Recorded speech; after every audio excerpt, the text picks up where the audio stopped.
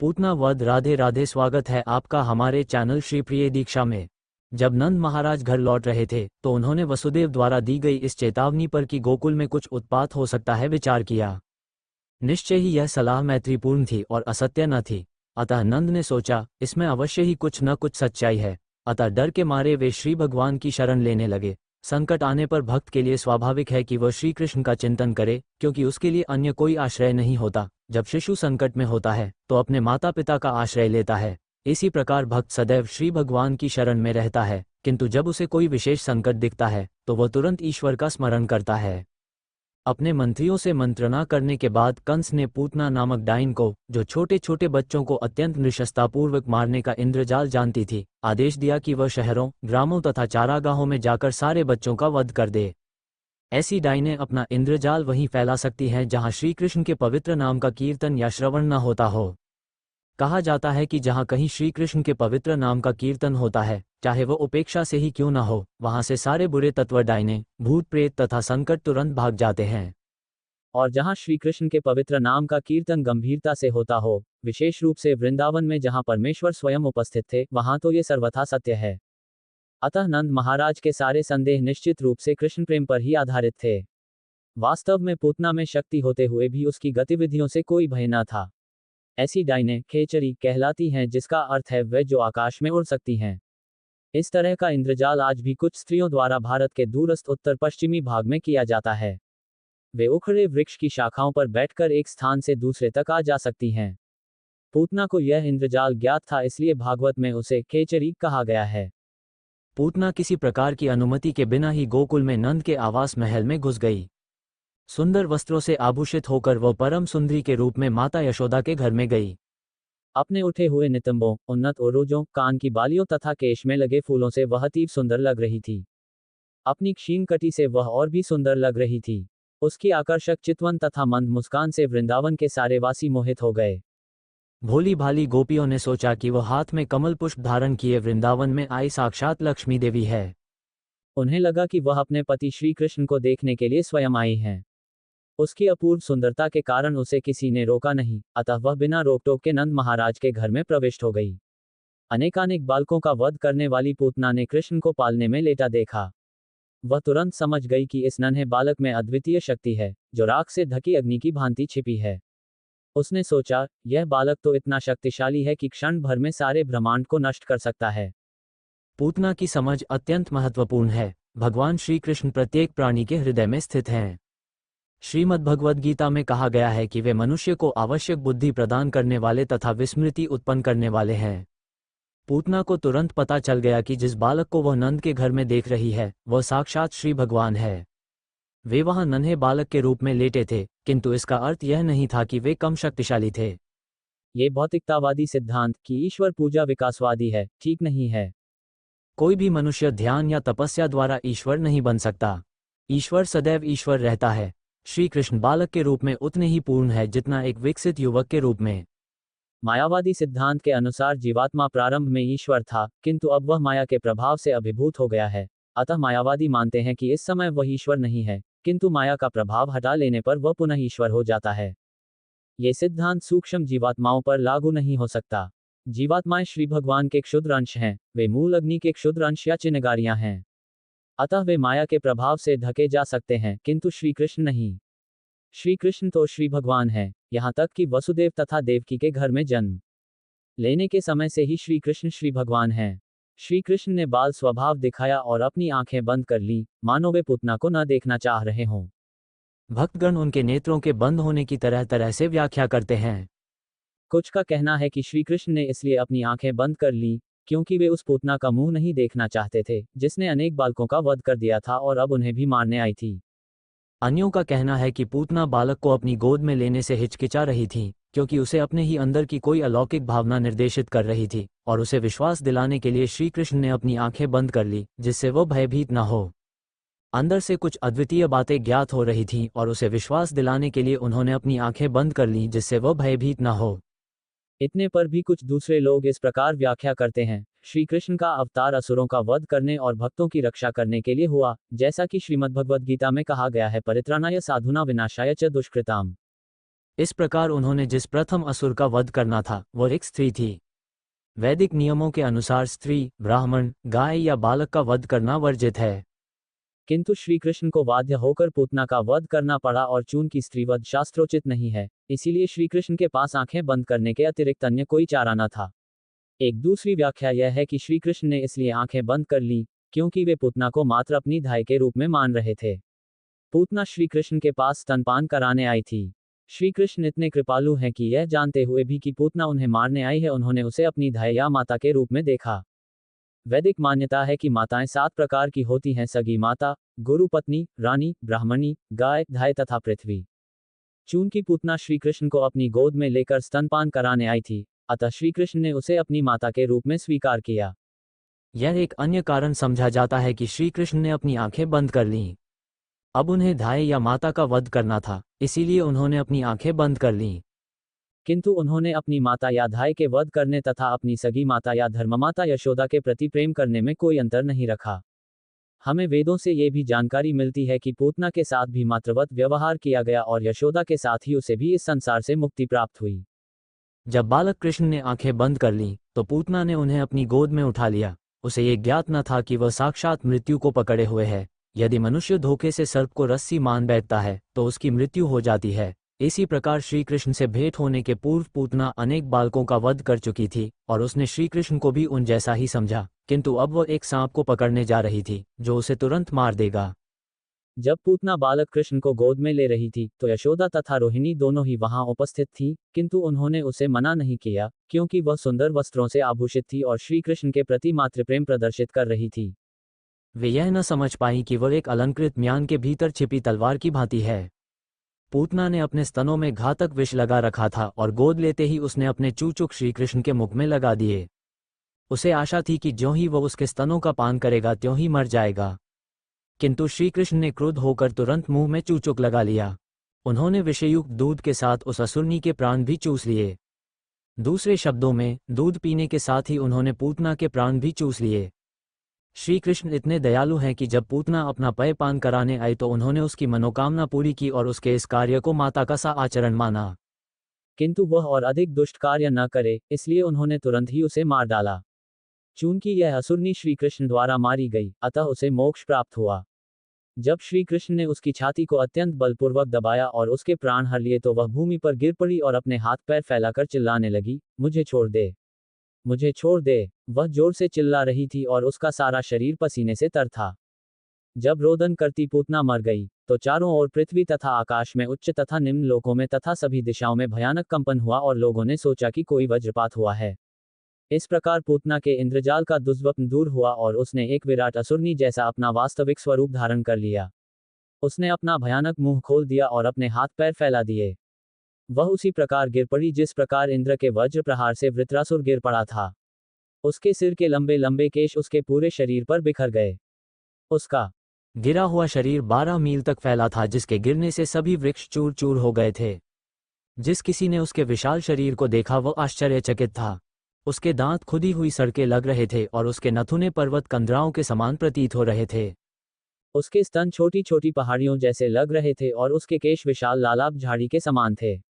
उसकी आंख के गड्ढे अंधकूपों के तुल्य, दोनों जामे नदी के दोनों किनारों के सदृश, उसके दोनों हाथ दृनिर्मित सेतुओं के समान तथा उसका उदर सूखे सरोवर की तरह लग रहा था। इसे देखकर सारे ग्वाल तथा गोपियां आश्चर्य एवं भय से चकित थीं। उसके गिरने से जो घोर शोर हुआ उससे उनके मस्तिष्क तथा कानों पर आघात लगा और उनके हृदय तेजी से धड़कने लगे। जब गोपियों ने नन्हे श्री कृष्ण को पूतना की गोदी में निर्भय खेलते पाया तो वे तुरंत आ गई और उन्हें उठा लिया। माता यशोदा, रोहिणी तथा अन्य वृद्धा गोपियों ने तुरंत ही चंवर लेकर उनके शरीर की परिक्रमा करते हुए शुभ अनुष्ठान संपन्न किए। बालक को गोमूत्र से पूरी तरह नहलाया गया तथा पूरे शरीर में गोखुर से उठी धूली लगाई गई। इसका उद्देश्य नन्हे श्री कृष्ण को भविष्य की अशुभ घटनाओं से बचाना था। इस घटना से पता चलता है कि परिवार, समाज तथा प्राणी मात्र के लिए गाय की कितनी महत्ता है। श्री कृष्ण के दिव्य शरीर के लिए किसी संरक्षण की आवश्यकता नहीं थी, किंतु हमें गाय की महत्ता का उपदेश देने के लिए श्री भगवान के ऊपर गोबर का लेप किया गया, गोमूत्र से उन्हें नहलाया गया और गायों के चलने से उठी धूली उन पर छिड़की गई। इस शुद्धिकरण संस्कार के बाद यशोदा रोहिणी समेत गोपियों ने विष्णु के नामों का उच्चारण किया, जिससे श्री कृष्ण के शरीर को समस्त कुप्रभावों से पूरी सुरक्षा प्राप्त हो सके। उन्होंने अपने हाथ पैर धोए और 3 बार जल का आचमन किया, जैसा कि मंत्रोच्चार के पूर्व करने का रिवाज है। उन्होंने इस प्रकार मंत्रोच्चार किया, हे कृष्ण, अज नाम से विख्यात भगवान आपके पांवों की रक्षा करें। मणिमान श्री भगवान आपके घुटनों की और श्री भगवान यज्ञ आपकी जांघों की रक्षा करें। श्री भगवान अच्युत आपकी कमर के ऊपर भाग की और श्री भगवान हयग्रीव आपके उदर की रक्षा करें। केशव आपके हृदय की रक्षा करें। श्री भगवान ईश आपकी वक्षस्थल की रक्षा करें। श्री भगवान सूर्य आपकी गर्दन की और भगवान विष्णु आपकी भुजाओं की रक्षा करें। श्री भगवान उरुक्रम आपके मुख की रक्षा करें। श्री भगवान ईश्वर आपके सिर की रक्षा करें। श्री भगवान चक्रधर आपके आगे से तथा श्री भगवान गदाधर आपके पीछे से रक्षा करें। धनुषधारी भगवान मधुसूदन आपकी दाईं ओर से और भगवान अर्जुन आपकी बाईं ओर की रक्षा करें। भगवान उरुगाय अपने शंख से आपकी सभी ओर से रक्षा करें। भगवान उपेंद्र आपकी ऊपर से रक्षा करें। भगवान तार्क्ष्य पृथ्वी पर आपकी रक्षा करें। भगवान हलधर आपकी चारों ओर से रक्षा करें। भगवान ऋषिकेश आपकी समस्त इंद्रियों की रक्षा करें। भगवान श्री नारायण आपके श्वास की और श्वेतद्वीप के स्वामी नारायण आपके हृदय की और योगेश्वर मन की रक्षा करें।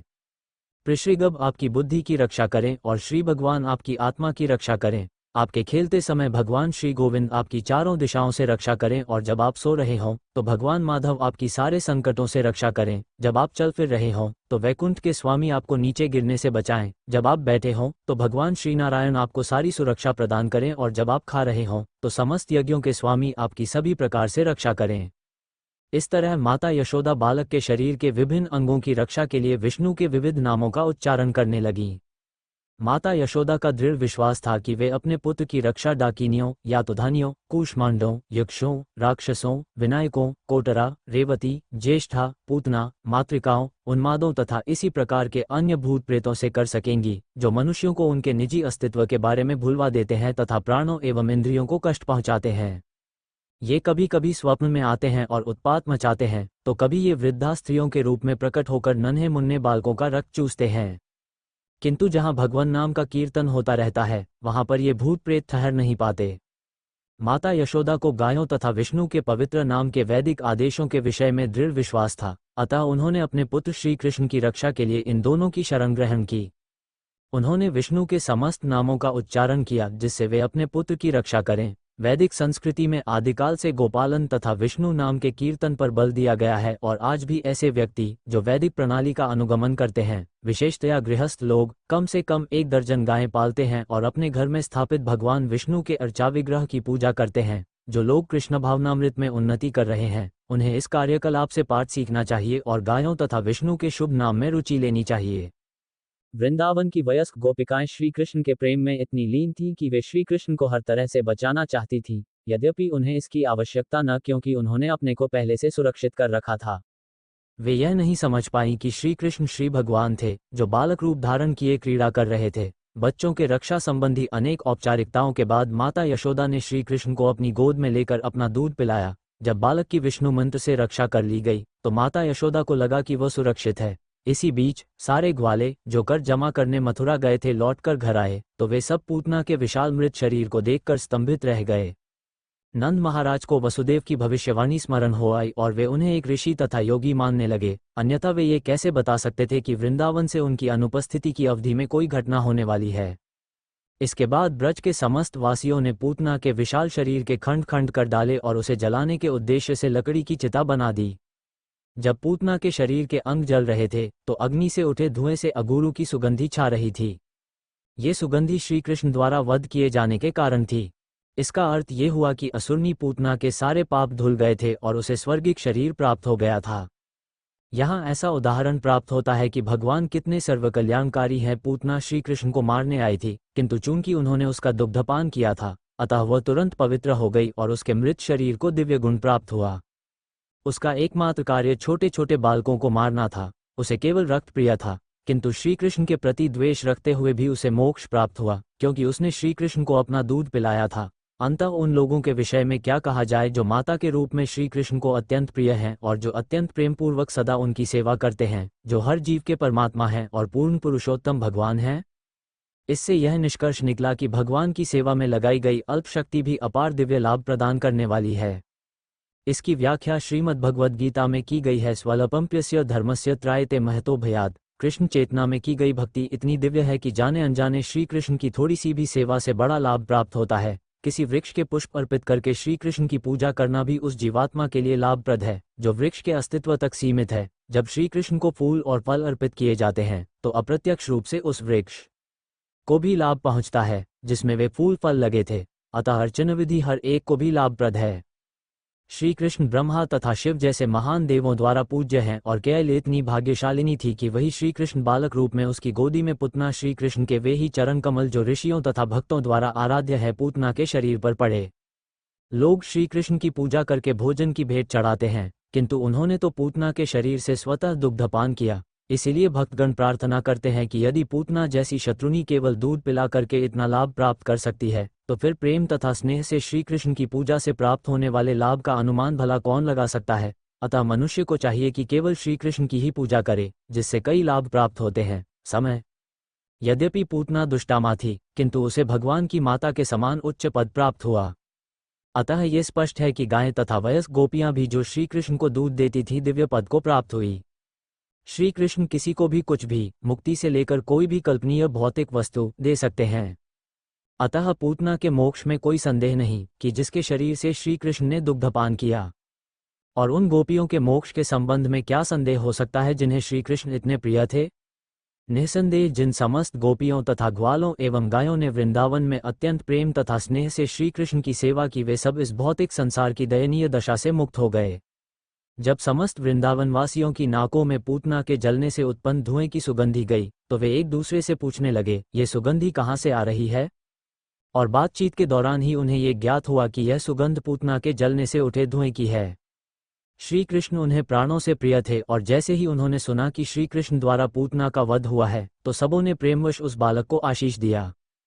पूतना के जल जाने के पश्चात नंद महाराज घर आए और तुरंत ही बच्चे को गोद में उठाकर उसका सिर चूमा। इस प्रकार वे परम संतुष्ट हुए कि उनका नन्हा सा बालक इस महान विपदा से बच गया। श्री सुखदेव गोस्वामी उन समस्त व्यक्तियों को आशीर्वाद देते हैं जो श्री कृष्ण द्वारा पूतना वध के इस वृत्तांत को सुनते हैं क्योंकि उन्हें निश्चय ही श्री गोविंद के वरदान की प्राप्ति होगी।